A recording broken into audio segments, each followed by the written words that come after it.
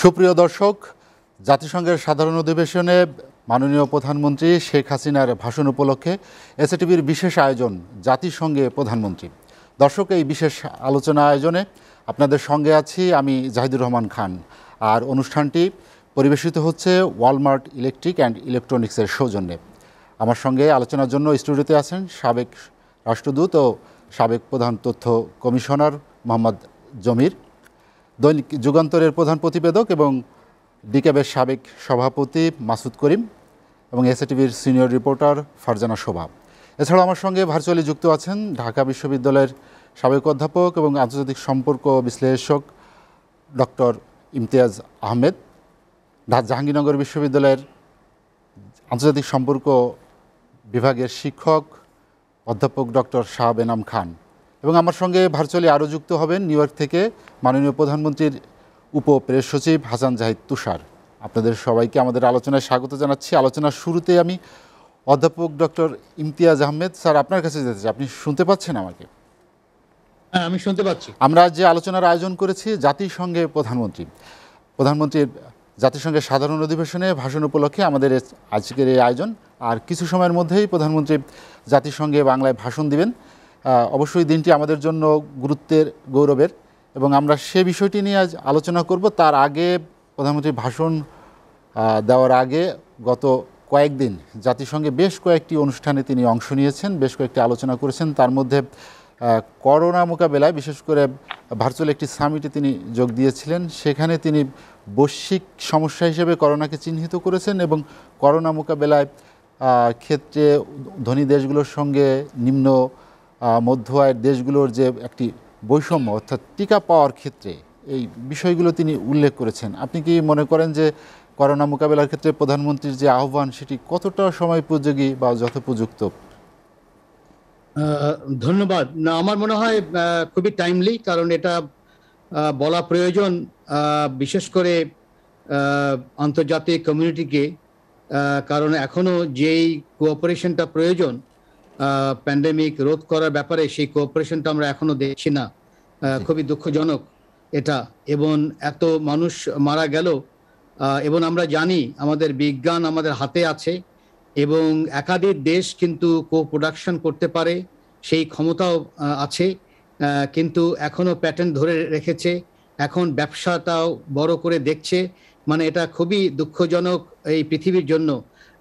আমি মনে করি শুধু জাতিসংঘে ভাষণ দেওয়াতে, যেটা আমি মনে করি প্রধানমন্ত্রী যেই কথাগুলো বললেন, সেটা বিশ্বের যারা, বিশেষ করে পশ্চিমা দেশগুলো যেখানে এককভাবে তারা চিন্তা করছে, সেই দেশের মানুষদের কাছে যদি পৌঁছানো যায় বার্তাটা, তাহলে হয়তো তারাও আমি মনে করি জেগে উঠবে। কারণ প্রয়োজন হলো সেই দেশের মানুষের রীতিমতো রাস্তায় নামার ছাড়া আমার মনে হয় কোনো উপায় নেই। এবং তাদের যেসব বিশ্ববিদ্যালয় আছে, তাদের যে সিভিল সোসাইটি আছে, তাদের যে হিউম্যান রাইটস অ্যাক্টিভিস্ট আছে, তারা যদি রাস্তায় না দাঁড়ায়, প্রতিবাদ যদি না করে যে তাদের সরকার শুধু তাদেরই দেখছে এবং বিশ্বকে দেখছে না, তাহলে তো এই ভাইরাস আমরা কখনোই থামাতে পারবো না। কারণ ভাইরাস মিউটেট করবেই, যত বেশি থাকবে, যত দিন থাকবে, এটা মিউটেট করবে এবং তাতে পৃথিবীরই ক্ষতি। আমার মনে হয় যেটা দরকার সেটা হলো, যদিও তাদের উপরে বড় একটা ঝড় এসেছে, আমি ওটা মাথায় রাখছি, কিন্তু সবার কোঅপারেশনে যে ভ্যাকসিনের প্রোডাকশন যে বানানো যায়, এটা তো আমাদের সবারই জানার আছে। সেই জায়গায় আমার মনে হয় প্রধানমন্ত্রী এই ভাষণ, বিশেষ করে বাংলাদেশ কিন্তু আসলেই আমাদের যে ফার্মাসিউটিক্যাল কোম্পানি আছে তারা কিন্তু ক্ষমতা রাখে যে প্রোডাকশনে যে বড় ধরনের উৎপাদনে নামা এবং দামটা একেবারে কমিয়ে আনা, এই যে বিষয়গুলো, এগুলো যদি জাতিসংঘ না করতে পারে, প্রেশার যদি না দিতে পারে, জনগণ যদি না দিতে পারে, তাহলে কিন্তু হবে না। সেই অর্থে আমি মনে করি এই ভাষণটা খুবই টাইমলি। হ্যাঁ, ডক্টর ইমতিয়াজউদ্দিন আহমেদ, আপনি আমার সঙ্গেই থাকবেন। আপনার কাছে আবার আসবো স্যার আমি। মোহাম্মদ জমির, যেটি নিয়ে আমরা আলোচনা করছিলাম, জাতিসংঘে প্রধানমন্ত্রী জাতিসংঘে বেশ কয়েকটি সাইডলাইন বৈঠকে অংশ নিয়েছেন তিনি। সেখানে আমরা যেটা নিয়ে শুরু করেছি আলোচনা, সেটা হচ্ছে করোনা মোকাবেলার ক্ষেত্রে টিকার প্রাপ্যতা নিশ্চিত করার যে আহ্বান তিনি জানিয়েছেন, যে এটি সার্বজনীন হতে হবে। যেটি আমরা দেখলাম যে একটি করোনা নিয়ে যে ভার্চুয়াল একটি সামিটে তিনি আহ্বান জানিয়েছিলেন যে আমাদের। ধন্যবাদ। বিশেষ করে প্রথমবারের মতো এবারেও উনি যা গেছেন ওখানে, এটা 17তম বার উনি জাতিসংঘ সাধারণ অধিবেশনে গিয়ে বাংলাদেশের প্রতিনিধিত্ব করছেন এবং সেখানে ভাষণ দিচ্ছেন।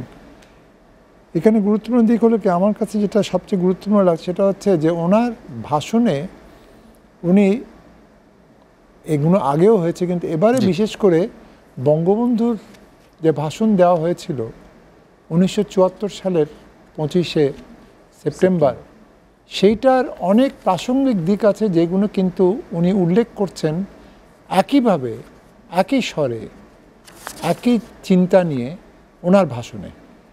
এবং আমরা ভাষণটা শুনবো যখন আমরা দেখব যে এই যে খালি শুধু টিকা ব্যবস্থা নয়, উনি স্বাস্থ্য ব্যবস্থা বলছি না, স্বাস্থ্যের একটা পরিধি আছে, সেই পরিধিটার মধ্যে আসছে টিকা, তার পরিধির মধ্যে আসছে স্বাস্থ্য ব্যবস্থা, এবং দুটার সঙ্গে উনি মিলাচ্ছেন আরেকটা জিনিস যেটা কিনা বঙ্গবন্ধু বলেছিলেন, ঠিকই বলেছিলেন, যে আমাদের যে টাকা আমরা অপচয় করি অহেতুক, নিউক্লিয়ার আর্মস, নিউক্লিয়ার ওয়েপন্স তৈরি করা, যদি শান্তির প্রক্রিয়াকে আমরা বিশ্বাস করি এবং সবাই একত্রিত হই, তাহলে কিন্তু এইটা হবে না।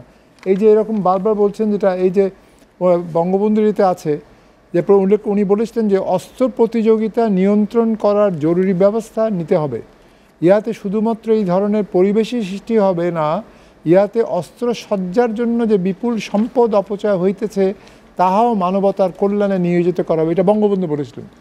এই যে জিনিসটা, এই যে আজকে আমাদের ভ্যাকসিনেশন, যে টিকার যে পুরো সার্বিক দিকটা আছে, এর মধ্যে একটা বিতর্কেরও সৃষ্টি হয়েছে যে যারা গরিব দেশ আফ্রিকায়, অনেকে এখনো একটা টিকাও পায়নি, 1%-এরও কম পেয়েছে অনেক দেশ। এবং বাংলাদেশের মতো আমরা আস্তে আস্তে মধ্য আয়ের দেশের দিকে যাচ্ছি। তবে আমাদের পক্ষেও জনসংখ্যার দিক থেকে 17.5 কোটির মতো এখন জনসংখ্যা আমাদের, কেউ বলছে 17, কেউ বলছে 17 থেকে একটু কম, আমি বলছি 17.5। তো এই এত কোটি লোককে টিকা দেওয়া, তার মধ্যে বয়স্ক ব্যক্তি যারা, তার ক্ষেত্রে এখন মনে করো যে এরকম আমেরিকায় এখন অলরেডি শুরু হয়ে গেছে, জার্মানিতে হয়েছে, যারা 65 বছরের ঊর্ধ্বে তাদেরকে আরেকবার, তৃতীয়বার টিকা দেওয়ার বন্দোবস্ত করা। তারপর বাচ্চাদেরকে টিকা দেওয়ার জন্য সেটাকে বয়স সীমাটা কমিয়ে 18 থেকে কমিয়ে 12 আনা হয়েছে। এবং আমি বলছি এই কারণে, কেন আমার নিজের মানে ছেলের ছেলে, সে গেছিল আমেরিকায়, তাকে ডাবল ভ্যাকসিন দেওয়া হয়েছে 12 বছর বয়স তার। তো এই কারণে বলছি যে সার্বিক দিকটার প্রেক্ষাপট লক্ষ্য করলে আমরা বুঝতে পারবো যে আমাদের নেত্রী আজকে যে ভাষণ দেবেন, সেই ভাষণের মাধ্যমে উনি কিন্তু সে অত্যন্ত গুরুত্বপূর্ণ কয়েকটা দিক তুলে ধরবেন, যেটা কিনা অনেক ক্ষেত্রে অনেক বিষয়ে ওনার পিতার ভাষণের মধ্যেও ছিল। স্যার, আপনার কাছে আবার আসবো আমি। শাহবানাম খান, শুনতে পাচ্ছেন? শুনতে পাচ্ছি।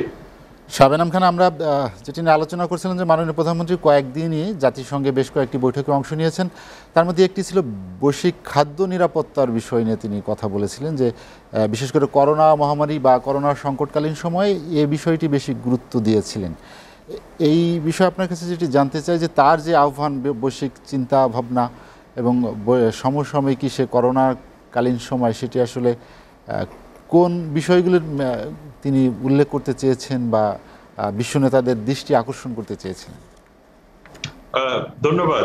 আমার মনে হয় যে ইমতিয়াজ স্যার যেটা বললেন এবং জামির স্যার যেটা বললেন, এখানে খুব ইম্পর্টেন্ট কয়েকটা বিষয় আছে যেটা দিয়ে শুরু করা দরকার। একটা হলো ভ্যাকসিন পলিটিক্স।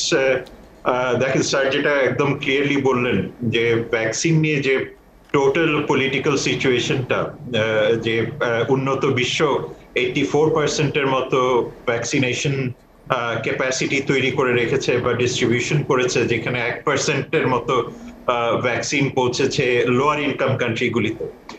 এটাতে বোঝা যাচ্ছে যে ইকুইটিটা কোন জায়গাতে এই মুহূর্তে আছে। টেকনোলজি ট্রান্সফারের বিষয়টা মাননীয় প্রধানমন্ত্রী কিন্তু বারবার বলেছেন এবং এই বিষয়টা কিন্তু বারবার এসছে। আপনি দেখেন বাংলাদেশে কিন্তু টেকনোলজি ট্রান্সফারটা যদি করা হয়, তাহলে বাংলাদেশের যে ফার্মাসিউটিক্যাল ক্যাপাসিটি আছে এবং বাংলাদেশের যে ফার্মাসিউটিক্যাল লজ গুলি আছে, তাতে কমফোর্টেবলি শুধু বাংলাদেশ নিজের জন্য না, তার যে আশেপাশের দেশগুলি আছে তাদের জন্য কিন্তু ক্যাপাসিটিটা তৈরি করতে হবে, কারণ বাংলাদেশে 17 কোটি মানুষ আছে, সেটাকে স্কেল আপ করে কিন্তু আশেপাশের যে ছোট ছোট পপুলেশন গুলি আছে তাদেরকে সে সাপ্লাই করতে পারবে। অর্থাৎ বড় দেশের যে ক্যাপাসিটি দরকার এটা স্কেল আপ করে যেটাকে ক্যাপাসিটি সাপ্লাই তৈরি করার যতটুকু কনস্ট্রেইন আছে সেটা বাংলাদেশের সাপ্লাই লাইন কনস্ট্রেইনটা সেটা নাই।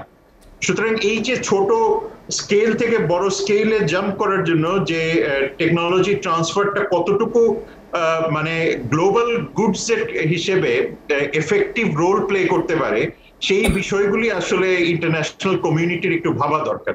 আমার মনে হয় সেই বিষয়টা কিন্তু উনি বারবার তুলে ধরেছেন, এটা একটা দিক। দ্বিতীয় যে বিষয়টা আছে সেটা হলো যে international community active pharmaceutical ingredients এর পলিটিক্সটা নিয়ে কিন্তু কথা খুব একটা বলছে না, এটা ভবিষ্যতে আসবে। কিন্তু এই বক্তব্যগুলোর ফলো আপে কিন্তু আপনি দেখবেন আগামী 2-3 সপ্তাহের মধ্যে এই বিষয়গুলি চলে আসবে।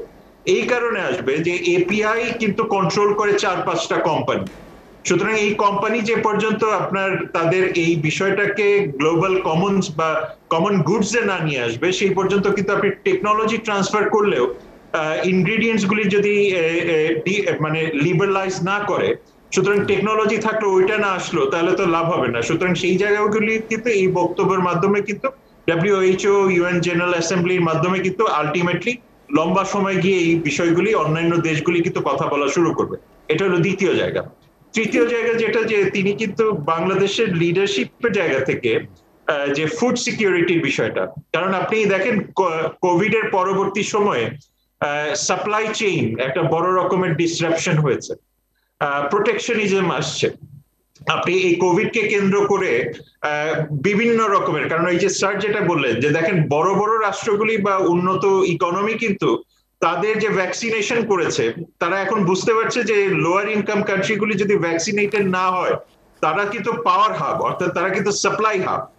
এখন তারা যখন এইখানে ট্রেড করতে আসবে, তারা যখন এখানে আসতে চাবে, মাইগ্রেশন করতে চাবে বা গ্লোবাল কানেক্টিভিটি বা মোবিলাইজেশন, সুতরাং তাদেরকে তো বিভিন্নভাবে আটকাতে হবে, কারণ তাদের তো ভ্যাকসিন নাই। কালকে বলবে যে তোমাদের ভ্যাকসিনেশনের প্রবলেম আছে, পরশুদিন তোমাদের সার্টিফিকেশনের প্রবলেম আছে। আপনি একই দেখেন অ্যাস্ট্রাজেনেকার যে ভ্যাকসিন যেটা, সেটা তো অক্সফোর্ডই তৈরি করেছে। কালকে বলবে যে এটার ভ্যাকসিনেশনের তোমার প্রবলেম আছে, পরশুদিন বলবে সার্টিফিকেশনের প্রবলেম আছে, তারপরের দিন বলবে তোমার নিডলের প্রবলেম আছে। সো বিভিন্ন ভাবে আপনার এক এক রকমের মানে প্রবলেম তৈরি করে এই মোবিলিটিটাকে ঠেকানোর চেষ্টা করবে। সুতরাং এইরকম বিচিত্র রকমের প্রবলেম আমাদের জন্য তৈরি হবে, কারণ আপনার এক ধরনের তো রেস্ট্রিকশন তো তৈরি করতে হবে, কারণ এই যে 1%কে দিয়েছেন তাদের 99% তো আপনার ইকোনমির সাথে কোনো না কোনো ভাবে লিঙ্কই। তো সুতরাং আমাদেরকে এই জায়গাগুলি দেখতে হবে। ফুডের কথা যেটা বলছিলাম, যে এই ফুড প্রোডাকশন পপুলেশন বাড়ছে, স্যালিনিটি বাড়ছে, ক্লাইমেট চেঞ্জের কারণে ক্রপ প্রোডাকশনের প্যাটার্নগুলি চেঞ্জ হয়ে যাচ্ছে। সুতরাং আমাদের খাবারের যে টোটাল কনসাম্পশন প্যাটার্ন বা প্রোডাকশন প্যাটার্ন সেই জায়গাতে একরকমের পরিবর্তন আসছে। সুতরাং এই নতুন পরিবর্তনের জন্য কিন্তু আমাদেরকে নতুন করে আমাদের ফুড সেফটি নিয়ে চিন্তা করতে হবে। সেই কারণে কিন্তু উনি বারবার এই বিষয়গুলি কিন্তু ওয়াশিংটন ভিজিটের সময়, নিউ ইয়র্ক ভিজিটের সময় কিন্তু নিয়ে এসছেন। সুতরাং এই বিষয়গুলি এখন ভাববার বিষয়। এটা শুধু আফ্রিকার প্রবলেম না, এশিয়ার প্রবলেম না, এটা ইউরোপেরও প্রবলেম। কারণ ইউরোপকেও খেতে হবে, এবং ইউরোপকে খেতে হলে এই প্রোডাকশনটার যে ইকোসিস্টেম আছে, যে কারণে আমার মনে হয় যে একটা বড় ইস্যু আসবে ক্লাইমেটের সাথে ডেল্টা সাস্টেইনেবিলিটি, অর্থাৎ সাস্টেইনেবল ডেল্টা, মানে এই বাংলাদেশ ডেল্টা বা গ্যাঞ্জিস ডেল্টা বা মেকং ডেল্টা প্রত্যেকটার সাথে ইকোসিস্টেম লিঙ্কড। সুতরাং এই ডেল্টাগুলি যদি সাস্টেইনেবল না হয়, ফুড প্রোডাকশনের ক্ষেত্রে গিয়ে পুরো এন্টায়ার যে বড় পপুলেশন ডেনসিটি আছে এবং পপুলেশন ইকোসিস্টেমটা আছে সেটা এফেক্টেড হবে, এবং এটা এফেক্টেড হলে খুব স্বাভাবিকভাবে গ্লোবাল ফুড সাপ্লাই চেইনে একটা বড় রকমের ইমপ্লিকেশন থাকবে। শাহবেন আলম খান, জি আপনার কাছে আবার আসবো আমি, আপনি আমার সঙ্গেই থাকবেন। মাসুদ করিম, যেটি শাহবেন আলম খান বলছিলেন যে জলবায়ু পরিবর্তনজনিত যে বিষয়টি তিনি ব্যাখ্যা করছিলেন, আসলে প্রধানমন্ত্রী এরই মধ্যে রোহিঙ্গা ইস্যু নিয়ে উনি কথা বলেছেন। আপনি কি মনে করেন যে আঞ্চলিক রাজনীতিতে বিভিন্ন পরিবর্তন, বিশেষ করে আফগানিস্তানের, সে কারণে কি আমাদের আন্তর্জাতিক সম্প্রদায় থেকে দৃষ্টি কি একটু দূরে যাচ্ছে রোহিঙ্গাদের বিষয়ে? এটা তো বলার অপেক্ষা রাখে না, কারণ এখন তো এবার যে সম্মেলনটা হচ্ছে ৭৬তম সম্মেলন, এখানে একেবারে কেন্দ্রীয় ইস্যু বলতে তো আপনি দেখবেন যে আফগানিস্তান ইস্যুটা খুব বেশি গুরুত্ব পাচ্ছে এবং আফগানিস্তান মাসুদ করিম, আমরা মনে হয় জাতিসংঘের সাধারণ অধিবেশনে মাননীয় প্রধানমন্ত্রী তার ভাষণ শুরু করবেন, আমরা সরাসরি সেখানে চলতে পারব। দর্শক, জাতিসংঘের ৭৬তম সাধারণ অধিবেশনে বাংলাদেশের প্রধানমন্ত্রী মাননীয় প্রধানমন্ত্রী শেখ হাসিনা এখন ভাষণ দিচ্ছেন, আমরা সরাসরি চলে যাচ্ছি সেখানে।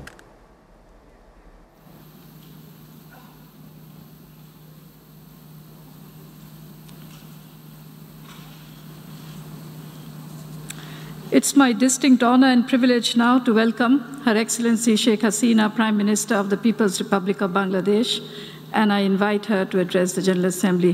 Madam Prime Minister.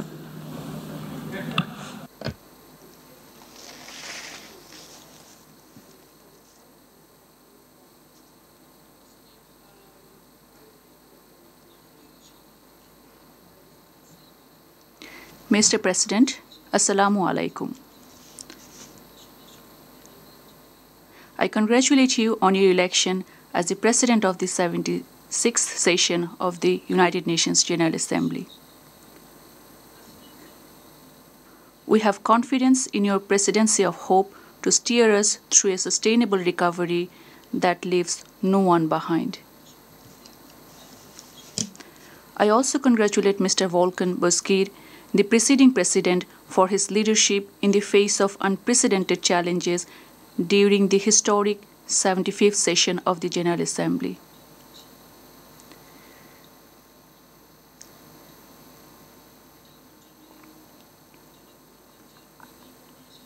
It's my great pride that this is my 17th participation in the UNGA to represent my country, Bangladesh.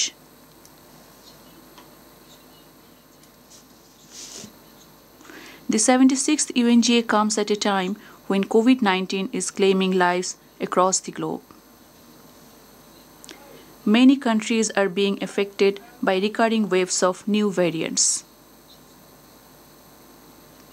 The pandemic has battered the health systems and economies across the world. I pay tribute to all the frontline workers for their dedicated service and sacrifice during the crisis.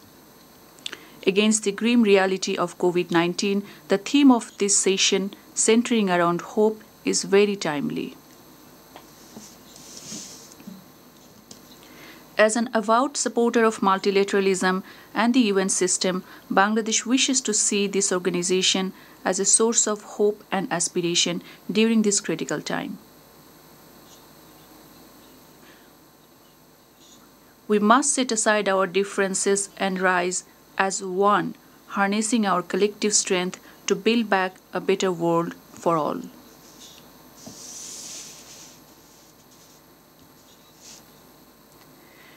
Mr. President, this is a very special year for us. This year we are celebrating the Golden Jubilee of our independence.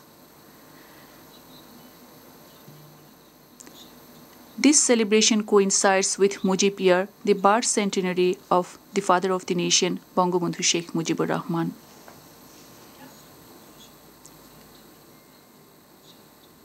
I pay my profound respect and homage to the father of our nation, Bangabandhu Sheikh Mujibur Rahman, whose selfless, lifelong struggle and visionary leadership brought us our long-cherished independence.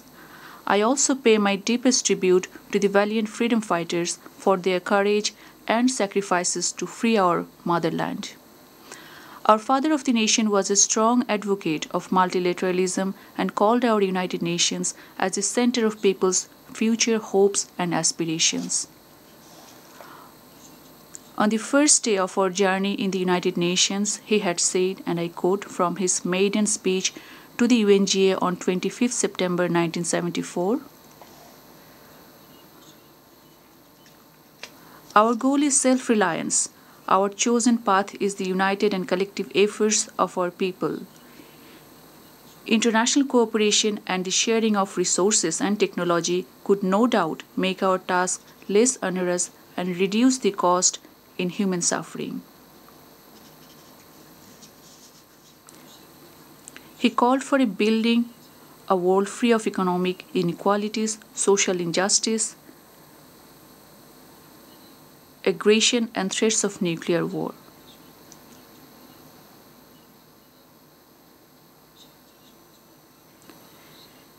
These are as relevant today as they were 47 years ago.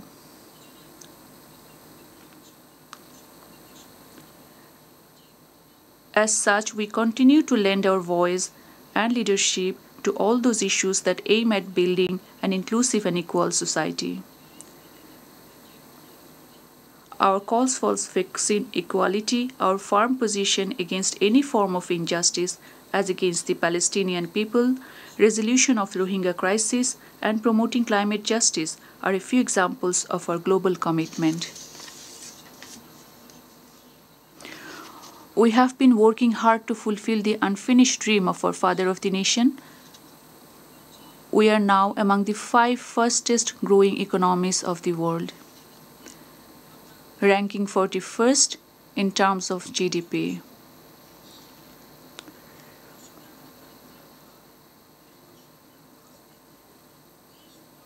Over the past decade, we have reduced the poverty rate from 31.5% to 20.5%. Our per capita income jumped to more than threefold in just one decade to $2,227 US. Our foreign currency reserve has reached all-time high to $48 billion US.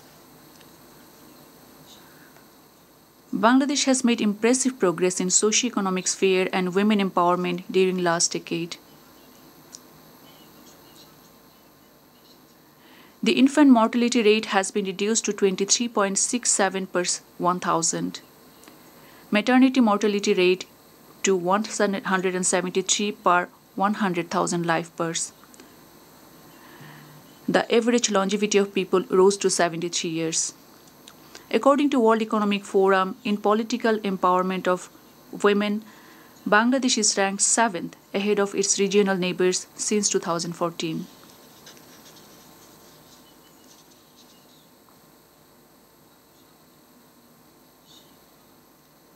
Our Digital Bangladesh initiative has stimulated transformative impacts on socio-economic development, education, disaster risk reduction, women empowerment, and so on. Our social safety net programs have also made significant expansion.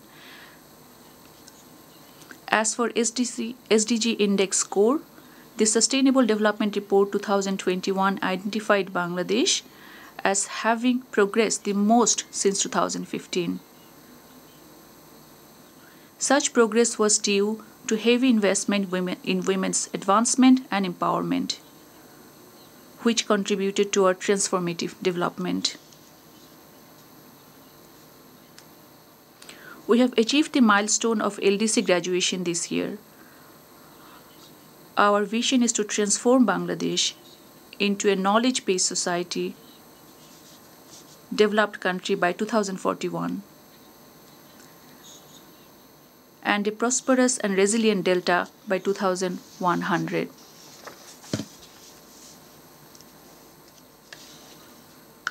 Mr. President,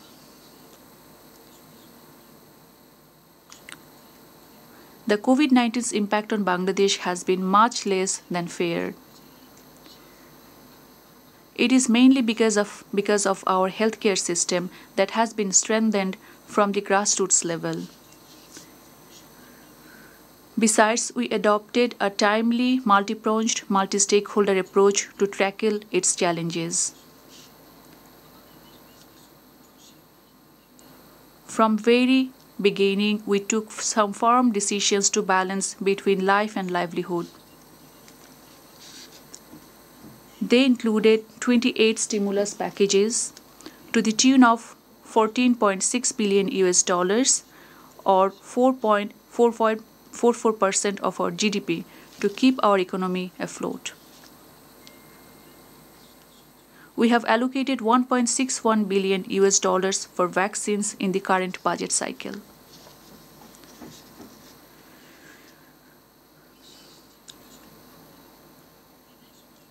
Notably, we gave serious attention to the most vulnerable sections of our society, like the ultra poor, disabled, elders, returnee migrants, and vulnerable women.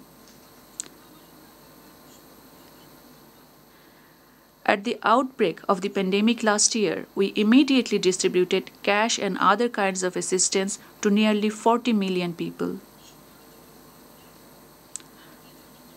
Our well-timed intervention and our people's resilience helped us achieve over 5% economic growth in 2020.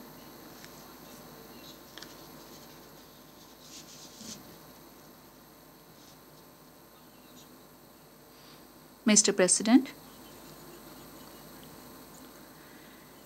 humanity since time immemorial has faced the onslaughts of nature and pestilence, as well as man-made conflicts and disasters. Yet humanity has survived these monumental challenges with hope in their hearts and belief in themselves. This pandemic is another such crisis from which many inspiring stories of human survival and magnanimity have been born. Sadly, though, this malaise seems likely to be here for a while. And therefore, as we have in the past, must come forth with fresh, inclusive, and global ideas to fight this common enemy.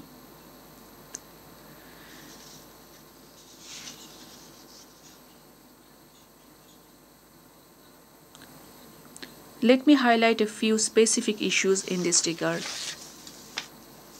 First, for a COVID-free world, we must ensure universal and affordable access to vaccines for people across the world. In the last UNGA, I urged this August Assembly to treat COVID-19 vaccines as a global public good.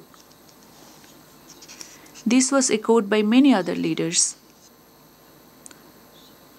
Yet these calls remain largely unheeded. Instead, we have seen growing vaccine divides between the rich and the poor nations. According to World Bank,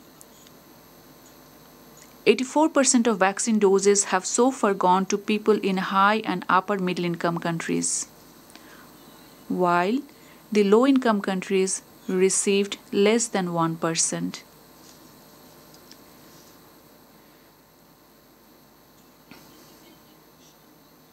This vaccine inequality must be addressed urgently. We cannot chart out a sustainable recovery and be safe by leaving millions behind.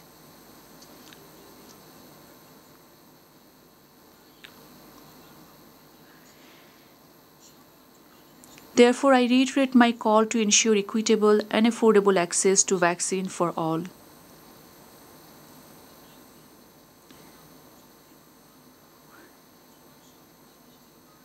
Immediate transfer of vaccine technologies could be a means to ensure vaccine equity. Bangladesh is ready to produce vaccines in mass scale if technical know-how is shared with us and patent waiver is granted. Second, the pandemic has disproportionately impacted the climate vulnerable countries.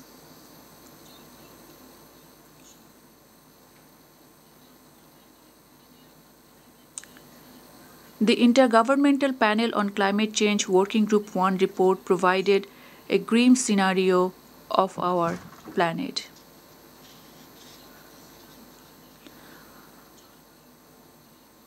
Unless there are immediate measures, the devastating impacts of climate change will be irreversible. No country, rich or poor, is immune of the destructive effects. We therefore call upon the rich and industrialized countries to cut emissions, compensate for the loss and damage, and ensure adequate financing and technology transfer for adaptation and resilience building.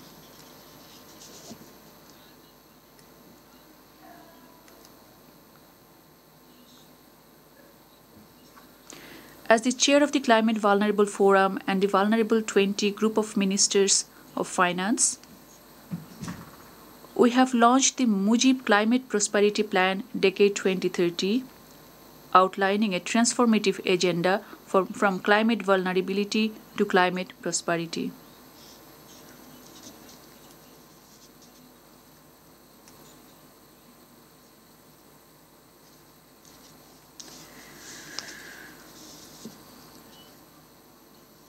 The upcoming COP26 summit in Glasgow provides us with a good opportunity to rally support for such new and inclusive ideas.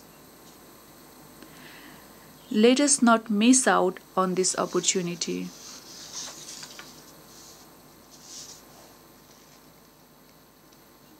Third, the pandemic has severely disrupted our education system. According to UNICEF, close to half of the world's students were affected by partial or full school closures.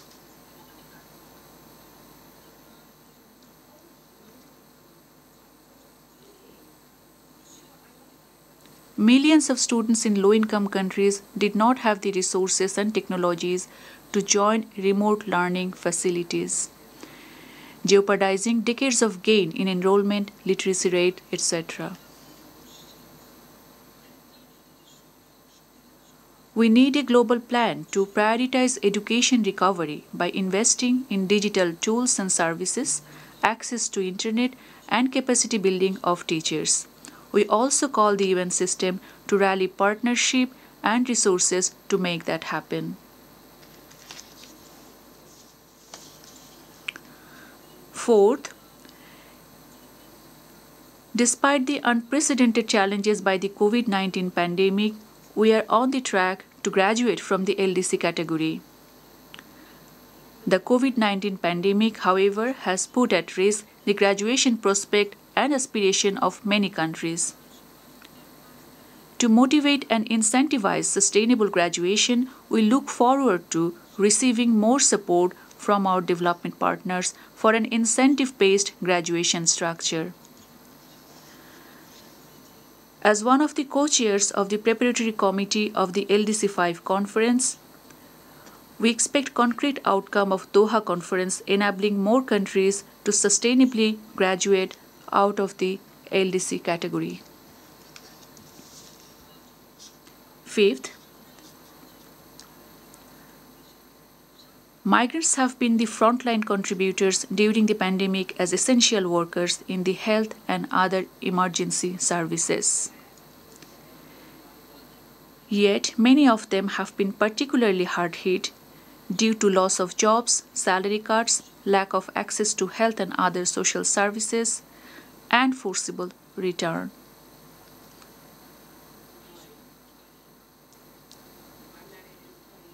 We urge the migrant receiving countries to treat them fairly and protect their job, health, and well-being during this trying time.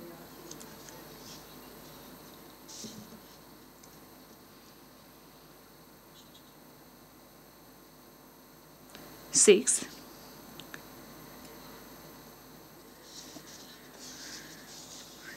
Myanmar must create the conditions conducive for their return. We are ready to work with the international community on this compelling priority.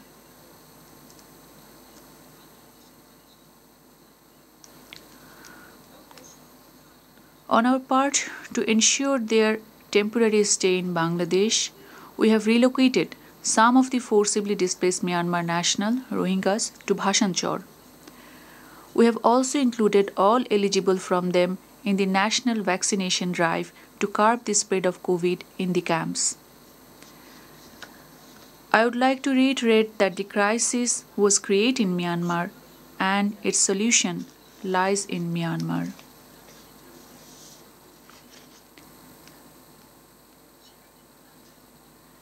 International community must work constructively for a permanent solution of the crisis through safe, sustainable, and dignified return of the Rohingyas to their home in the Rakhine State.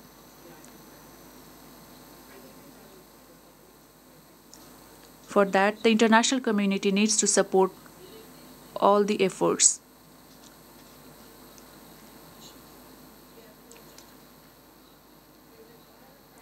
While we expect the ASEAN leadership to step up their ongoing efforts, the international community needs to support all the accountability process.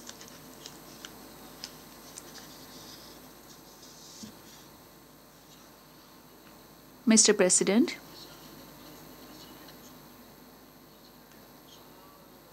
we envision a peaceful, stable, and prosperous South Asia. We firmly believe that it is upon the people of Afghanistan to rebuild their country and decide the course of the future themselves. Bangladesh stands ready to continue to work with the people of Afghanistan and the international community for its socio-economic development. Peace remains a preeminent focus of our foreign policy. As a proponent of the flagship resolution on culture of peace, we remain deeply committed to creating a peaceful society. The menace of terrorism and violent extremism are jeopardizing peace and security in many parts of the world. Therefore, we maintain a zero-tolerance policy towards these menaces. Today, we take pride as the leading peacekeeping nation and for our contribution to global peace. Despite unprecedented challenges of the pandemic, our peacekeepers are serving in some of the most difficult circumstances across the globe with utmost dedication and professionalism. The international community must do everything possible to ensure their safety and security.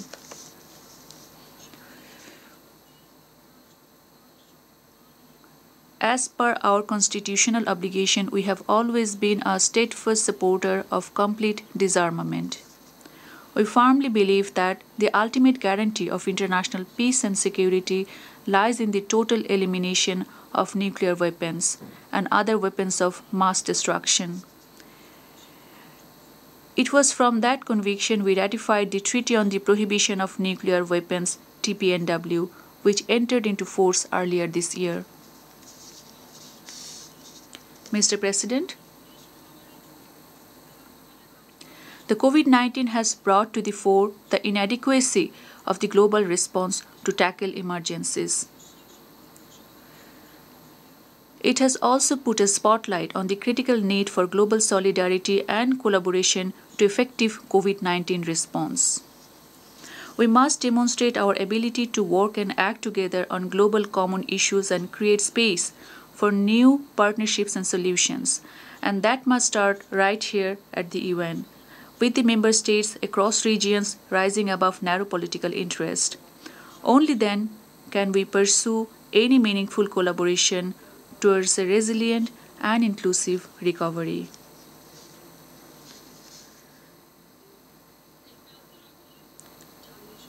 At this critical juncture, the United Nations stands as our best hope. Let us join our hands together to keep that hope alive.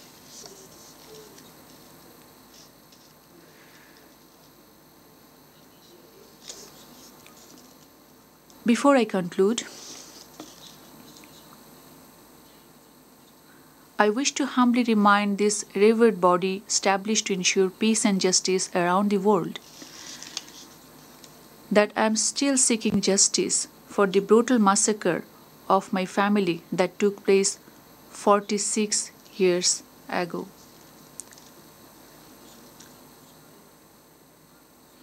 It was early in the morning of August 15, 1975. A band of renegade killers ruthlessly assassinated my father, the father of the nation and the then President of Bangladesh, Bangabandhu Sheikh Mujibur Rahman, my loving mother, Sheikh Faziluddinessa Mujib, my three brothers, freedom fighter Captain Sheikh Kamal, freedom fighter Lieutenant Sheikh Jamal, 10-year-old Sheikh Russell, and my paternal uncle, freedom fighter Sheikh Abu Nasser.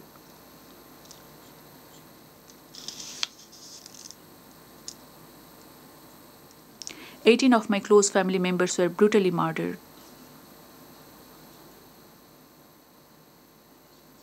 My younger sister Sheikh Rehana and I survived the carnage as we were abroad at that time.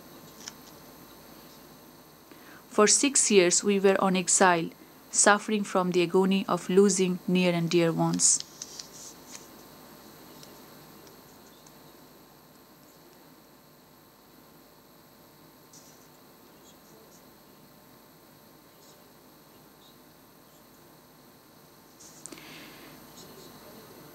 Nevertheless, my struggle continued, and upon returning to Bangladesh, I have devoted my life to fulfilling the dream of my father of the nation, Bangabandhu Sheikh Mujibur Rahman, for a happy and prosperous Golden Bengal.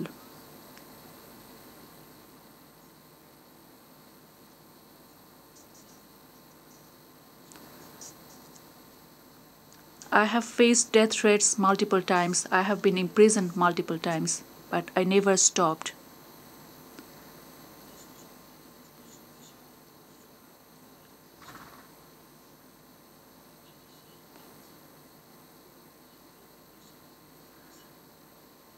My only target is to fulfill the dream of my father to establish a Golden Bengal. I shall continue to do so as long as I live, inshallah. Inshallah, the people of Bangladesh will have a prosperous life. Thank you all once again. Khoda Hafiz. Joy Bangla, Joy Bangabandhu. May Bangladesh live forever.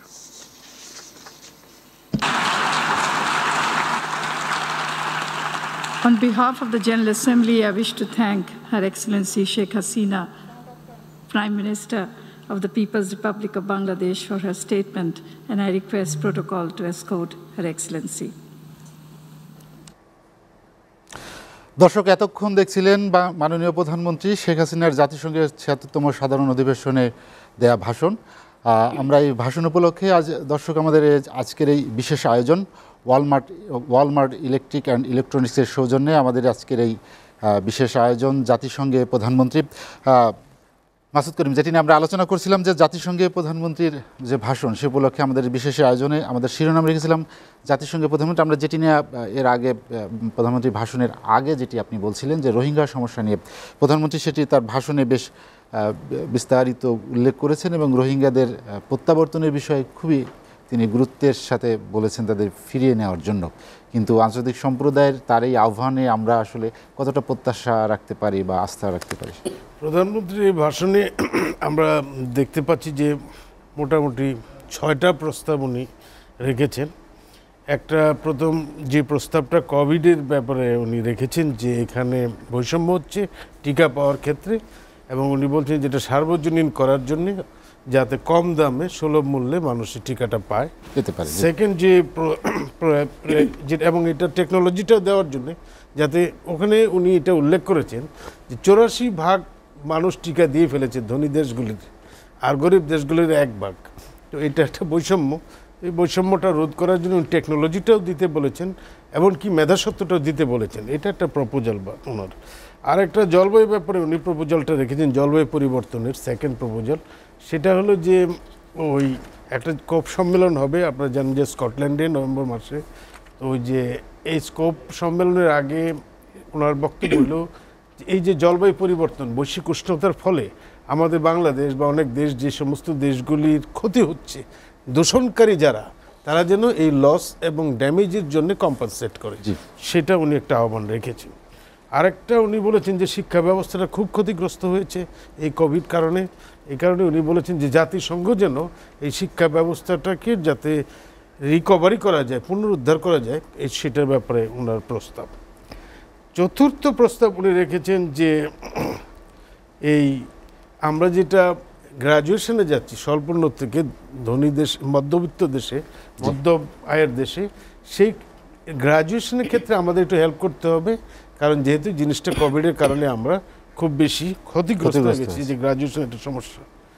পঞ্চম, তিনি বলছেন যে কর্মী যারা বিদেশে আছে, worker Bangladeshi এবং যারা বিভিন্ন দেশের কর্মীরা যারা এটা অভিবাসী কর্মী যারা, তাদেরকে যেন ওই যারা ডেস্টিনেশন কান্ট্রি তারা বিশেষ টেক কেয়ার নেয়, কারণ কোভিডের কারণে তারা সবচেয়ে ক্ষতিগ্রস্ত হচ্ছে।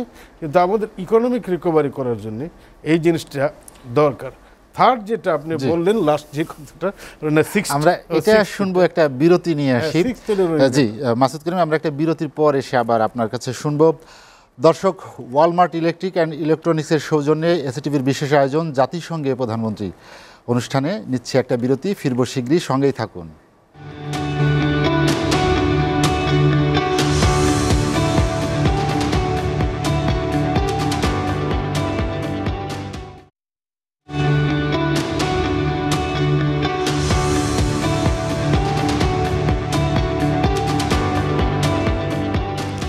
দেখছেন ওয়ালমার্ট ইলেকট্রিক অ্যান্ড ইলেকট্রনিক্সের সৌজন্যে এসএটিভির বিশেষ আয়োজন জাতিসংঘে প্রধানমন্ত্রী।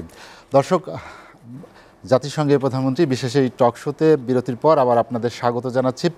মাসুদ করিম, আমরা যেটি নিয়ে আলোচনা করছিলাম, জাতিসংঘে প্রধানমন্ত্রীর যে ভাষণ, সেখানে একটি বড় বিষয় উল্লেখ করছে আমাদের সঙ্গে মিয়ানমারের দ্বিপাক্ষিক যে সমস্যা, বিশেষ করে রোহিঙ্গাদের সমস্যার বিষয়ে তিনি উল্লেখ করছেন। আপনি এরই মধ্যে এটি বিস্তারিত বলেছেন। আসলে আমরা রোহিঙ্গা সমস্যার সমাধান ছাড়াও প্রধানমন্ত্রীর এই ভাষণের আর কোন দিকগুলো আছে যেগুলো আমাদের বিশেষ করে বাংলাদেশের মানুষের ভাবমূর্তি বা দেশের ভাবমূর্তিকে বিশ্ব অঙ্গনে আরও উজ্জ্বল করবে?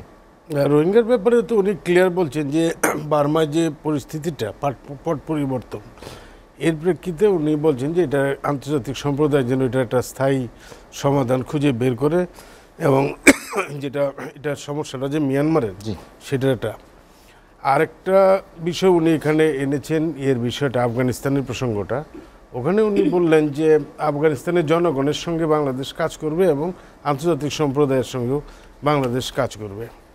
আর যে বিষয়গুলি উনি বিশেষভাবে হাইলাইট করেছেন যে ওনার যে বিশ্বব্যাপী যে বৈষম্যের বিষয়টা তো আছেই, এবং বিশেষ করে বাংলাদেশের কিছু অবস্থানের কথা তিনি উল্লেখ করেছেন যে বাংলাদেশ কতটা সামনে এগিয়েছে, তার অবস্থানটা কি।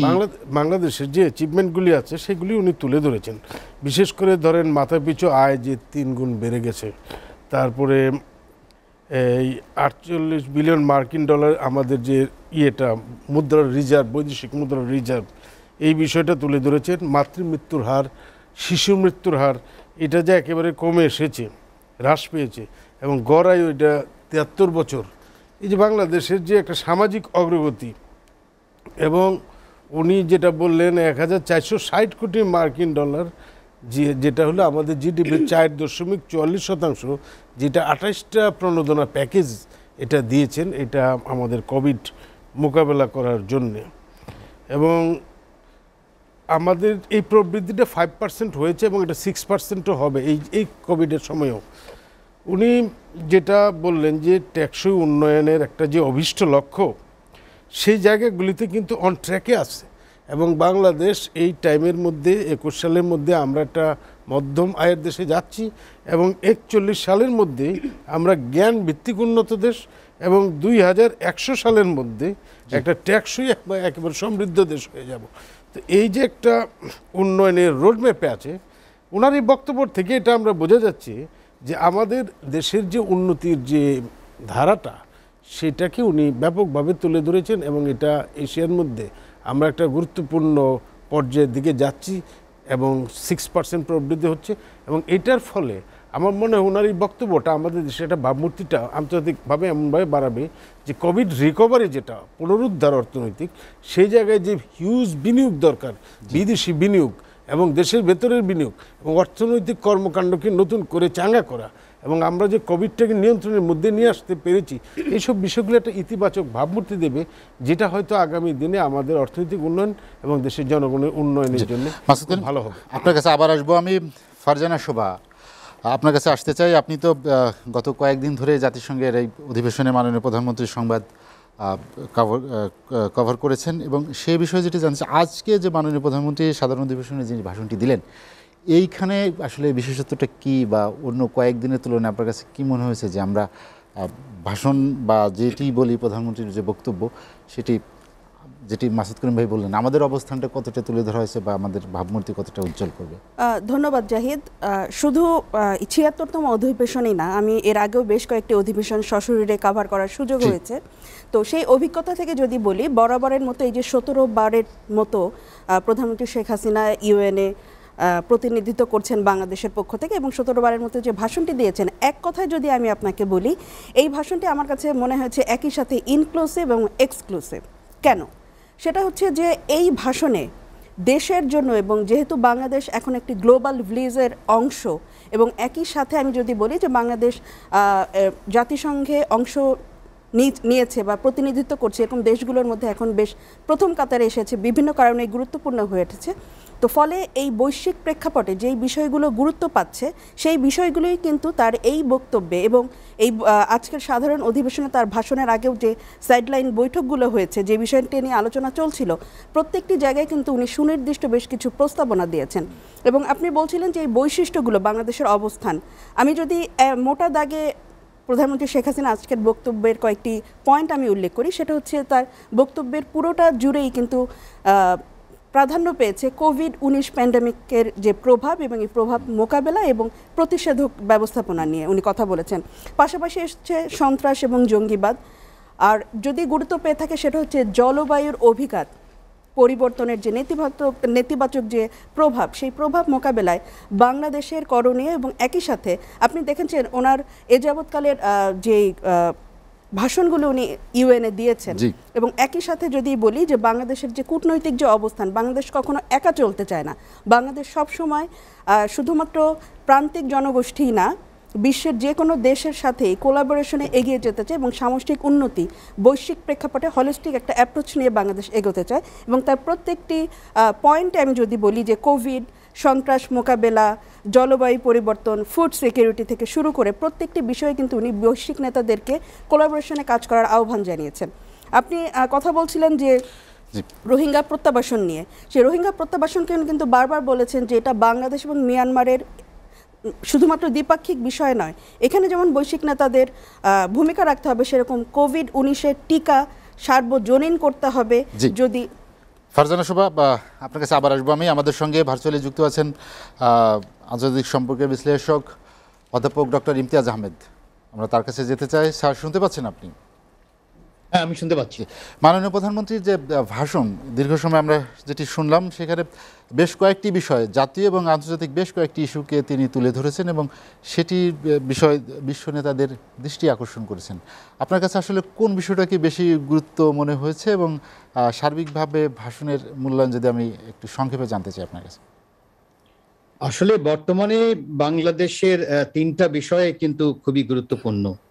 একটা তো কোনো সন্দেহ নেই, প্যান্ডেমিক এবং তার সাথে ভ্যাকসিনের যে বিষয়টা, সেটা বড় আকারে এসেছে এবং ওই প্যান্ডেমিক এবং ভ্যাকসিনকে সামনে রেখেই এমনকি ইন্টারনেটে বিশেষ করে অ্যাক্সেসের ব্যাপারে জাতিসংঘ যেন জড়িত হয়। কারণ এবার আমরা বুঝতেই পেরেছি যে এই ইন্টারনেট এক সময় কিন্তু যেহেতু বড় আকারে একটা ব্যবসায়ীদের হাতে আছে, এটা যদি একটা কমন প্ল্যাটফর্মে না আসে, এবং সেই হিসাবে আমি মনে করি যে এই বিষয়টা হয়তো আগামীতে আরো বড় আলোচনা হবে। কারণ আমরা কখনোই ওইভাবে চিন্তা করিনি।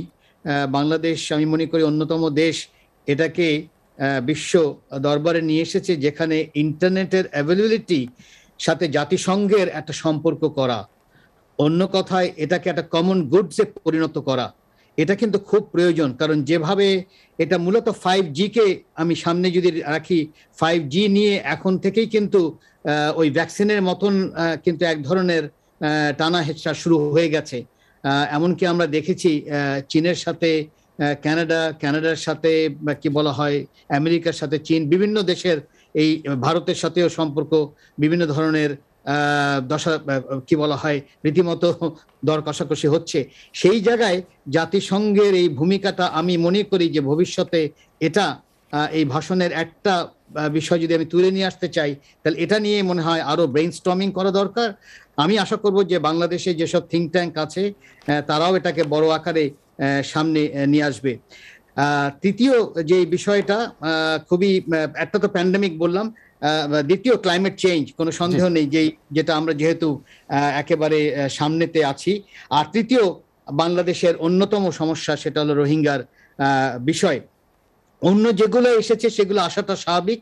এই ধরনের জেনারেল অ্যাসেম্বলিতে ভাষণে বিভিন্ন জিনিস, যেটা টেরোরিজম থেকে শুরু করে আফগানিস্তান সম্পর্কে স্ট্যান্ড নেওয়া, নিউট্রালাইজেশন, অ্যান্টি নিউট্রালাইজেশনের কথা বলা, এগুলো আসাটা স্বাভাবিক। কিন্তু বড় আকারে ভ্যাকসিন, আমি মনে করি যে ইন্টারনেটের অ্যাভেলেবিলিটির যে বিষয়টা, ক্লাইমেট চেঞ্জ এবং রোহিঙ্গা, এইগুলো আমি মনে করি যে ভাষণে এসেছে। এখন যেটা প্রয়োজন হবে, যারা এটা দায়িত্বে আছেন, এমনকি মিডিয়া, এসএটিভি সহ বিভিন্ন যারা মিডিয়া আছেন, বিভিন্ন যারা থিঙ্ক ট্যাঙ্ক আছেন, যারা চিন্তা করেন, তারা এগুলোকে কিভাবে সামনে নিয়ে এসে একটা কার্যত ব্যবস্থায় নিয়ে যাবে, সেটা আমাদের এখন দেখতে হবে। জি, ডক্টর ইমতিয়াজ আহমেদ, আপনি আমার সঙ্গে থাকবেন। আপনার কাছে আবার আসবো আমি। মোহাম্মদ জমির, আমরা মাননীয় প্রধানমন্ত্রীর ভাষণ শুনলাম এবং ইমতিয়াজ স্যার বেশ কয়েকটি বিষয় তুলে ধরেছেন। আসলে এইখানে মাননীয় প্রধানমন্ত্রীর ভাষণের আন্তর্জাতিক কয়েকটি ইস্যু আছে, সেটিকে আসলে আমরা যারা উন্নয়নশীল দেশ বা বিশেষ করে যারা করোনা প্যান্ডেমিকে যারা টিকা ঠিকমতো পায়নি, টিকার যোগান হয়নি, টিকার প্রাপ্যতা নেই, সেসব দেশের একটি সার্বজনীন ভয়েস কিনা প্রধানমন্ত্রীর এই কণ্ঠটি? যেটা হচ্ছে সেটা মাননীয় প্রধানমন্ত্রী ঠিক একইভাবে আর পিতা বঙ্গবন্ধু শেখ মুজিবুর রহমান যেভাবে ওনার ভাষণে উনি আফ্রিকার বিভিন্ন দেশের কথা উল্লেখ করেছিলেন, উনি বিভিন্ন দেশের যেখানে নন অ্যালাইন্ড কনফারেন্স হয়েছিল উল্লেখ করেছেন, উনি সার্বিকভাবে পুরো পৃথিবীটাকে জুড়ে ভাষণটায় উনি আঙ্গিক রূপ দিয়েছেন। একইভাবে মাননীয় প্রধানমন্ত্রী ওনার পিতার মতো উনি সার্বিক দিক থেকে একটা ওই যে বলল যে হোলিস্টিক অ্যাপ্রোচ, সে হোলিস্টিক অ্যাপ্রোচ ব্যবহার করে উনি এই যে ডিজিটালাইজেশনের ব্যাপারে প্রফেসর ইমতিয়াজ বললেন, সেই ডিজিটালাইজেশনটা একটা গুরুত্বপূর্ণ ভূমিকা রাখছে এবং সেসব ক্ষেত্রে রিনিউয়েবল এনার্জি, এই যে সার্বিকভাবে ক্লাইমেট চেঞ্জে তার প্রেক্ষাপট আছে। তো উনি যেগুলো টাচ করেছেন, those are all important points, and she has done it, I will say she has done it wonderfully well, because she has not left anything, it's not an empty basket. Henry Kissinger যে বলেছিল যে বাংলাদেশের MT basket, তা নয়। এবং তার মাধ্যমে পরিচিতি আরও সুদৃঢ়ভাবে প্রকাশ পেল যে আমরা এগিয়ে গেছি। জাতিসংঘের উচিত হবে সমন্বয়করণ করে পুরো পৃথিবীটাকে এগিয়ে নিয়ে যাওয়া। স্যার, আমরা আরেকটা বিরতি নেব, বিরতির পর আবার আপনার কাছে আসব। দর্শক, আপনারা দেখছেন ওয়ালমার্ট ইলেকট্রিক অ্যান্ড ইলেকট্রনিক্সের সৌজন্যে এসএটিভির বিশেষ আয়োজন জাতিসংঘে প্রধানমন্ত্রী। নিচ্ছি আরেকটা বিরতি।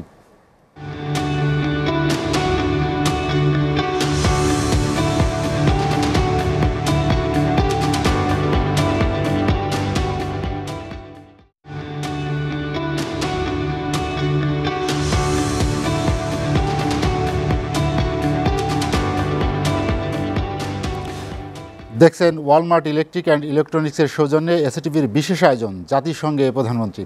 বিরতির পর আমরা আবারও ফিরছি আলোচনায়। আমাদের সঙ্গে ভার্চুয়ালি যুক্ত হয়েছেন নিউ ইয়র্ক থেকে মাননীয় প্রধানমন্ত্রীর উপ প্রেস সচিব হাসান জাহিদ তুষার। হ্যাঁ, হাসান জাহিদ তুষার, শুনতে পাচ্ছেন আপনি?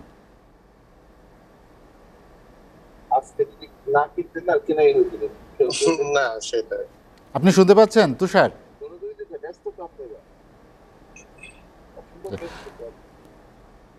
দর্শক, আমরা হাসান জাহিদ তুষারের সঙ্গে সংযোগটি স্থাপন করতে পারলে আবার আসবো। শাবানাম খান, আমরা যেটি নিয়ে আলোচনা করছিলাম জাতিসংঘে প্রধানমন্ত্রী এখানে কয়েকটি বিষয় উল্লেখ করেছেন, তার মধ্যে আমি একটু অন্য আরেকটি প্রসঙ্গ এখানে টানতে চাই, সেটি হচ্ছে সমতাভিত্তিক সমাজ গঠনে যে কোনো উদ্যোগের সমর্থন ও নেতৃত্ব দিয়ে যাচ্ছে বাংলাদেশ। প্রধানমন্ত্রী এরকম একটি কথা বলেছেন, যেখানে বৈষম্য থাকবে না, সমতাভিত্তিক একটি সমাজ হবে, ন্যায় বিচার, এবং তিনি দৃঢ়ভাবে বলেছেন রোহিঙ্গা সংকটের কথা, জলবায়ু পরিবর্তনে যে উদ্ভূত পরিস্থিতি সেটি সমাধান, ন্যায় বিচার প্রতিষ্ঠা এবং ফিলিস্তিনিদের কথাও বলেছেন তিনি। এবং এগুলো তিনি বলেছেন যে একটি আমাদের বৈশ্বিক যে কয়েকটি অঙ্গীকার আছে তার মধ্যে কয়েকটি উদাহরণ মাত্র এরকম। বাংলাদেশ একটি উন্নয়নশীল দেশ হিসেবে বিশ্বকে আসলে কি বার্তা দিতে চায় মাননীয় প্রধানমন্ত্রীর ভাষণ থেকে? আপনার কাছে কি মনে হয়েছে? দেখেন, মাননীয় প্রধানমন্ত্রীর এই বার্তাটা অনেকগুলি গুরুত্ব বহন করে এবং এইটার যেটা ইমতিয়াজ স্যার যে 3টা পয়েন্ট বলেছেন যে ক্লাইমেট চেঞ্জ, রোহিঙ্গা ইস্যুটা এবং গ্লোবাল গুডস অর্থাৎ ভ্যাকসিন এবং ইন্টারনেট, এই প্রত্যেকটা জিনিস কিন্তু আগামী কয়েক মাসের মধ্যে গ্লোবাল পলিটিক্স থেকে শুরু করে গ্লোবাল ইকোনমিকে রিশেপ করবে। এবং মাননীয় প্রধানমন্ত্রীর এই বক্তব্যগুলি কিন্তু সরাসরি ইমপ্লিকেশন আছে, মানে সরাসরি কন্ট্রিবিউশন আছে। আমি একটু আপনাকে ব্যাখ্যা করে দিই এই জায়গাগুলি কিভাবে। আগামী মাসে, এই মাসের শেষে এবং আগামী মাসে কিন্তু COP26 একটা বড় এজেন্ডা কিন্তু হবে যে ক্লাইমেট ফাইন্যান্সিং। আজকের বক্তব্যের মধ্যে এটা ক্লিয়ারলি ইনক্লুসিভিটির কথাটা চলে এসছে, $100 বিলিয়ন প্লেজেস এর কথাগুলি আসবে। সুতরাং মাননীয় প্রধানমন্ত্রী যে কথাগুলি বলেছেন এটা কিন্তু আজকে গ্লোবাল কমিউনিটি নোট নেবে এবং এই জায়গাগুলি কিন্তু এই কিছুদিনের মধ্যে কিন্তু এই COP26 এর মধ্যে মানে এই বিষয়গুলি কিন্তু চলে আসবে, 1 নাম্বার। 2 নাম্বার হলো যে তিনি বলেছেন যে রোহিঙ্গার ক্ষেত্রে আসিয়ানের দায়িত্বটা তিনি কিন্তু গ্লোবাল কমিউনিটিকে মনে করিয়ে দিচ্ছেন। অর্থাৎ তিনি একদিকে বলেছেন এটা মায়ানমারের বিষয়, দ্বিতীয়ত রিজিওনাল হিসেবে আসিয়ানের যে রোলটা আছে সেটা তিনি স্পষ্টভাবে মনে করিয়ে দিয়েছেন। সুতরাং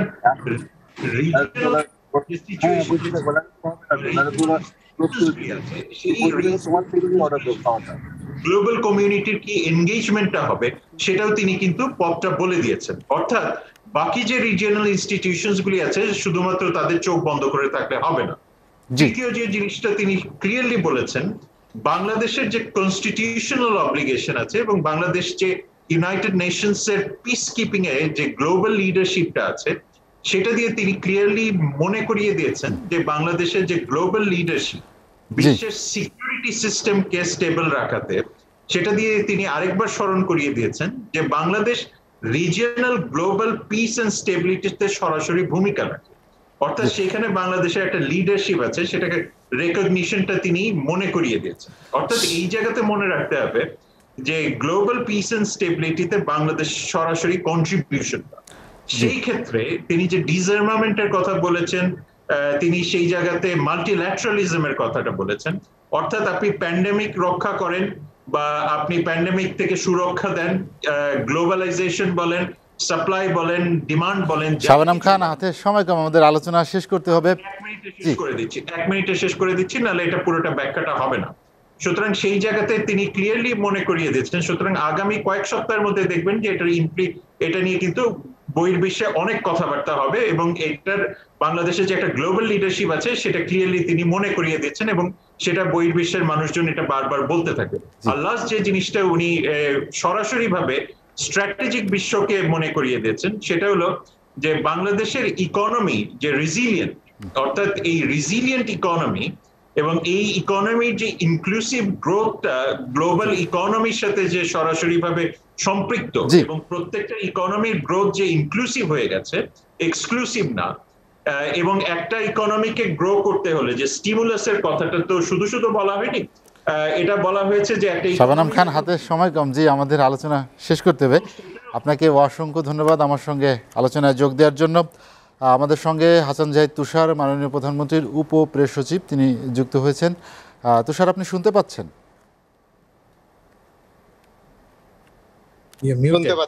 জি, আমরা যেটি নিয়ে আলোচনা করছিলাম জাতিসংঘের প্রধানমন্ত্রী এবং মাননীয় প্রধানমন্ত্রীর আজ যিনি যে ভাষণটি দিয়েছেন সেই ভাষণটির উপরে আমরা বেশ কিছু গুরুত্বপূর্ণ আলোচনা শুনতে পেলাম। আপনার কাছে কি মনে হয়েছে যে আজকের এই ভাষণের বিশেষত্বটি কি?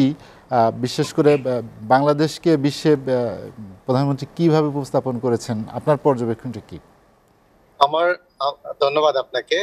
যে বিষয়টি বক্তাদের বক্তব্যে উঠে এসেছে আপনারা শুনেছেন যে পুরো বিষয়টি মাননীয় প্রধানমন্ত্রী যেগুলি বলেছেন এবং ওনার যে মানে অ্যাজ এ ওয়ার্ল্ড লিডার হিসাবে উনি যে রোল প্লে করেছেন সেই বিষয়টি কিন্তু আমাদের এখানে যারা আছেন বক্তব্যে সেটি ক্লিয়ার হয়েছে।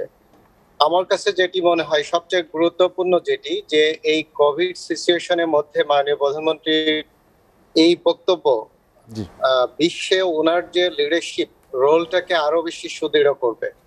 এবং আপনি জানেন বা আমরা দেখেছি যে জলবায়ু নিয়ে মাননীয় প্রধানমন্ত্রী একটা লিডারশিপ রোলে আছেন গত 2 বছর ধরে, এবং আরো তার আগে থেকে মাননীয় প্রধানমন্ত্রী জলবায়ু ইস্যুতে বিশ্বে সোচ্চার এবং উনি লিডারশিপ রোল দিয়ে আসছেন সব সময়।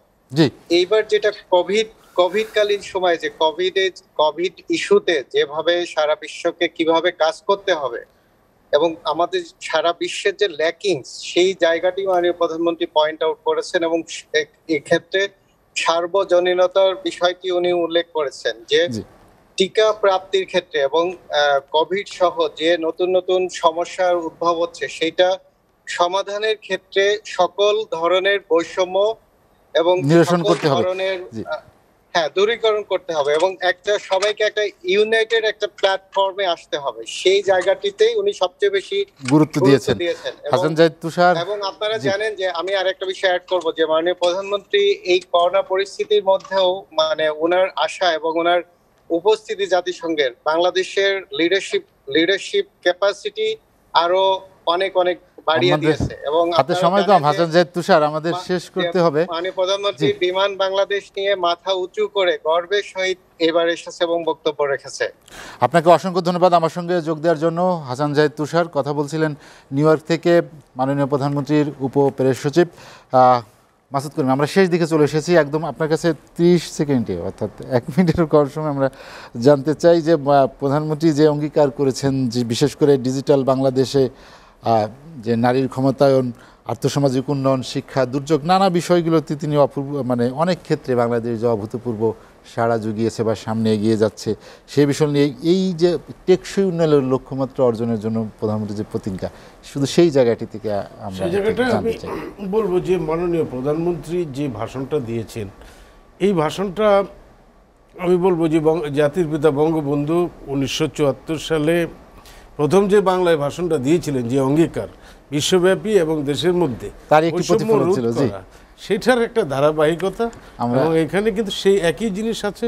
এবং আমরা যে একটা ক্রমশ উন্নতি করছি দেশে, তার একটা সেই উন্নতির সেই ফিরিস্তিটা আমরা শেষ দিকে চলে এসেছি, আলোচনা শেষ করতে হবে। একটা পয়েন্ট বলতে চাই এখানে, ইফ আই মে, সেটা হচ্ছে ক্লাইমেট ভেরিয়েবিলিটি নিয়ে উনি গুরুত্বপূর্ণ একটা কিন্তু বলেছেন। উনি বলেছেন যে 50% দিতে হবে মিটিগেশনে, 50% দিতে হবে অ্যাডাপ্টেশনে। Now this is a very significant movement forward. G sir, আপনাকে অসংখ্য ধন্যবাদ। ফারজানা শুভ, আমরা একদম শেষ দিকে চলে এসেছি, আপনার কাছে সর্বোচ্চ জানাচ্ছি যে সেটি হচ্ছে, যদি বলি যে আমি সরাসরি যে বিশেষত্বটা কি মাননীয় প্রধানমন্ত্রীর ভাষণে, একজন রিপোর্টার হিসেবে বিশেষ করে কভার করার ক্ষেত্রে আপনার আমি আপনাকে এর আগে বেশ কয়েকটি পয়েন্ট বললাম, এবং যেহেতু সময় কম আমি খুব সংক্ষিপ্ত পরিসরে যদি আমি বলি, আজ এবারের এই ভাষণে মাননীয় প্রধানমন্ত্রী শেখ হাসিনা বাংলাদেশের যে অর্জন এবং যদি অর্থনৈতিক উন্নয়ন বলি, জেন্ডার সমতা বলি, খাদ্য নিরাপত্তা বলি, এবং সর্বোপরি রোহিঙ্গা প্রত্যাবাসনে বা রোহিঙ্গা পুনর্বাসনের ক্ষেত্রে বাংলাদেশের যে সক্রিয় ভূমিকা বিশ্ব নেতাদের প্রতি, এবং পাশাপাশি হচ্ছে আপনার কোভিড সিচুয়েশন, বৈশ্বিক প্রেক্ষাপটে যদি বাংলাদেশ সত্যি অনেক বেশি সফলতার পরিচয় দিয়েছে, সেটা বিশ্ব নেতারাও অভিনন্দন জানিয়েছেন। এবং আপনি জানেন যে অ্যান্তোনিও গুতেরেস, জাতিসংঘের যে মহাসচিব, তিনি প্রধানমন্ত্রী শেখ হাসিনার নেতৃত্বের যেমন প্রশংসা করেছেন, সেরকম বাংলাদেশের উন্নয়ন অগ্রযাত্রারও কিন্তু। সাথে একটি লাইন যোগ করতে চাই যে মাননীয় প্রধানমন্ত্রী কিন্তু জাতিসংঘের আরও সক্রিয় হওয়ার যে আবেদন রেখেছেন, এবং সর্বশেষ লাইনটি খুবই প্রণিধানযোগ্য, সেটা হচ্ছে উনি বলেছেন সংকীর্ণ রাজনৈতিক এবং বেনিয়া স্বার্থের ঊর্ধ্বে উঠে পারস্পরিক সহযোগিতা এবং বৈশ্বিক সংহতির একটি প্রস্তাবনা তিনি বিশ্ব নেতাদের কাছে রেখেছেন। ফারজানা শোভা, আপনাকে অসংখ্য ধন্যবাদ। হাতে সময় কম। ডক্টর ইমতিয়াজ আহমেদ স্যার, শুনতে পাচ্ছেন? আমরা শেষ করব। আমরা 1 মিনিট আপনার কাছে যেটি জানতে চাই সেটি হচ্ছে যে টেকসই উন্নয়ন লক্ষ্যমাত্রা যেটি, সেই সূচকে অনেক ক্ষেত্রেই বাংলাদেশ এগিয়েছে, বিশেষ করে নারীর উন্নতি, নারীর ক্ষমতায়ন, এই বিষয়গুলোকে তিনি উল্লেখ করেছেন। আপনার মূল্যায়ন কি যে আমরা টেকসই উন্নয়নে আসলে কতদূর সামনে এগিয়েছি? কয়েকটা শব্দের মাধ্যমে আমি বলতে চাচ্ছি, যেহেতু সময় অভাব। এই টেকসই যদি রাখতে হয় তাহলে ভ্যাকসিনের মানে কার্যত কিগুলো, যদি টেকসই রাখতে হয় আমাদের উন্নয়ন, ভ্যাকসিনের কোপ্রোডাকশনে যাওয়া একেবারেই জরুরি। 2, ক্লাইমেট ফিন্যান্সিং এনশিওর করা। 3 হলো ইন্টারনেট অ্যাক্সেস, যেহেতু 5G আসছে, 5G কিন্তু ব্যয়বহুল একটা বিষয়। এবং 4 হলো ইন্টারন্যাশনাল কমিউনিটিকে জেগে উঠতে হবে রোহিঙ্গা বিষয়ে। এই 4টা যদি আমরা করতে পারি। স্যার, হাতে সময় কম, আমাদের আজ আলোচনা শেষ করতে হবে। আপনাকে অসংখ্য ধন্যবাদ। অধ্যাপক ডক্টর ইমতিয়াজ আহমেদ, অধ্যাপক ডক্টর শাহাব এনাম খান, মোহাম্মদ জমির, মাসুদ করিম, ফারজানা শোভা, আপনাদের প্রত্যেককেই অসংখ্য ধন্যবাদ। দর্শক, ওয়ালমার্ট ইলেকট্রিক অ্যান্ড ইলেকট্রনিক্স লিমিটেডের সৌজন্যে এসএটিভির বিশেষ আয়োজন জাতিসংঘে প্রধানমন্ত্রী অনুষ্ঠানটি শেষ করতে হচ্ছে। শেষ করার আগে মাননীয় প্রধানমন্ত্রী দীর্ঘায়ু এবং সুস্বাস্থ্য কামনা করছি এবং তাকে আগাম জন্মদিনের শুভেচ্ছা জানিয়ে আজ শেষ করছি। আপনারা এসএটিভির সঙ্গে থাকবেন, ভালো থাকবেন, সুস্থ থাকবেন।